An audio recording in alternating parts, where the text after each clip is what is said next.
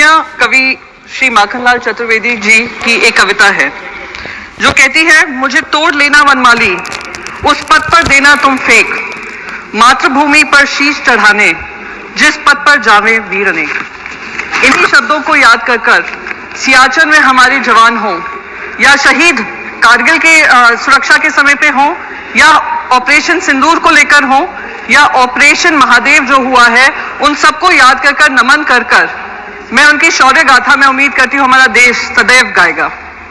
साथ ही साथ मैं उन सारे परिवारजनों को श्रद्धांजलि व्यक्त करना चाहूंगी जिनकी जाने वो पहलगाम में गई, आतंकी हमले में गई, पाकिस्तान स्पॉन्सर्ड आतंकी हमले में गई, और वो अभी भी उम्मीद कर रहे हैं कि हर तरीके से ऑपरेशन सिंदूर, जो कल खुद प्रधानमंत्री जी ने कहा कि ऑपरेशन सिंदूर अभी भी जारी है, उस ऑपरेशन सिंदूर के तहत उनको हर पैमाने पे न्याय मिलेगा और नापाक हरकतें जो पाकिस्तान से होती हैं उसको खत्म करने का काम हमारी वीर सेना करेगी। सर, कल प्रधानमंत्री जी ने ऑपरेशन सिंदूर के बारे में कहा वो अभी भी जारी है और मैं उनका शुक्रिया अदा करती हूं कि उन्होंने देश को याद दिलाया कि ऑपरेशन सिंदूर में जो हमारी सेना ने किया वो अब तक खत्म नहीं हुआ है, हम इनकी नापाक हरकतों को खत्म करेंगे।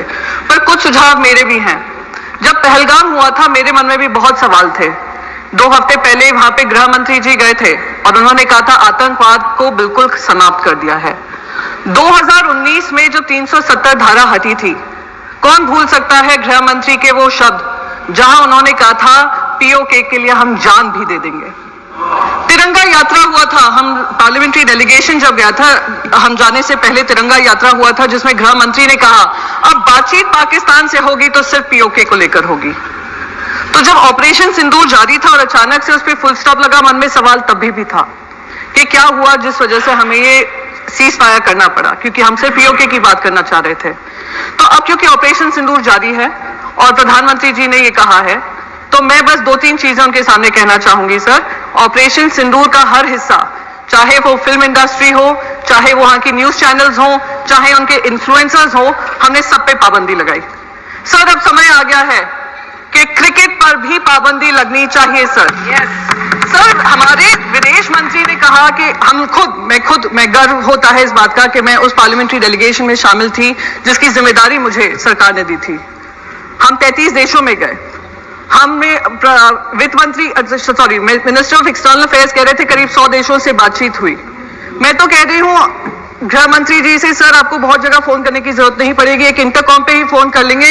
आईसीसी के चेयरमैन को अगर आप कह देंगे कि ये इंडिया पाकिस्तान मैच नहीं हो सकता तो नहीं होगा, ये हमारे ऑपरेशन सिंदूर की कामयाबी होगी। सर हम जो 26 महिलाएं जो विधवा हुई वो उनके मुंह, हम उनके मुंह पे जाकर कहेंगे कि हमें वो इंडिया पाकिस्तान मैच खेलना है, हम पैसा कमाना चाहते हैं, पैसे के ऊपर आपका परिवार नहीं है। तो मैं बस यही रिक्वेस्ट करूंगी, एक ऑपरेशन सिंदूर वो होना चाहिए। सर, ऑपरेशन सिंदूर में हमने पाकिस्तान को तो मुंह तोड़ जवाब दिया और उसका गर्व है, हम सबको गर्व है, विपक्ष को भी गर्व है क्योंकि विपक्ष आपके साथ खड़ा रहा। जिन लोगों को एंटी नेशनल कहा गया था 2014 से, उन्हीं ने देश का तिरंगा सबसे ऊपर लहराया विदेशों में जाकर।